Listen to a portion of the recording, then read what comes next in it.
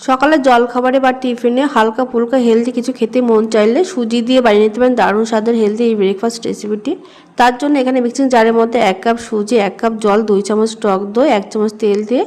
এটা মিক্সিতে বেটে নিতে হবে। তারপরে একটা বাটির মধ্যে ঢেলে নেওয়ার পর গোটা জিরে, সামান্য নুন আর চিনিতে ভালো করে ফেটিয়ে নেওয়ার পর 1 চিমটি বেকিং সোডা দিয়ে ভালো করে মিশিয়ে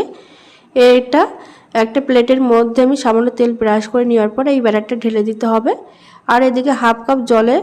এর মধ্যে আমি একটা স্ট্যান্ড বসিয়ে এই যে প্লেটটা দিয়ে উপর থেকে সামান্য লাল লঙ্কার গুঁড়ো আর দিয়ে দিলাম সামান্য গোলমরিচ গুঁড়ো দিয়ে এটা ঢাকা দিয়ে মিডিয়াম আছে এটা 7 থেকে 8 মিনিট এটা ভাপিয়ে নিতে হবে। তারপরে পুরোপুরি ঠান্ডা হওয়ার পর প্লেট থেকে তুলে এটা 4 ভাগ করে কেটে আমি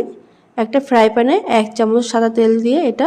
দুপাশটা উল্টে পাল্টে হালকা লো আছে কিন্তু ভেজে নিতে হবে এরকম কালার আসা পর্যন্ত। এটা গরম গরম টমেটো কেচাপ হোক বা টমেটো চাটনির সঙ্গে খেতে দারুণ